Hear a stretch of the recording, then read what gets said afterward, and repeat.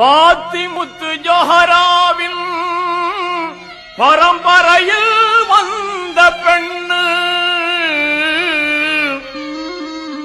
நேர்த்தி மிகும் இஸ்லாத்தின் நெறி தவழும் எங்கள் கண்.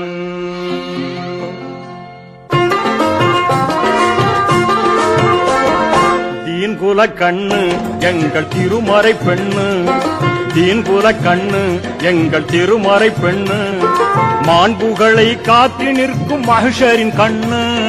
தீன்குல கண்ணு எங்கள் திருமறை பெண்ணு, தீன்குல கண்ணு எங்கள் திருமறை பெண்ணு.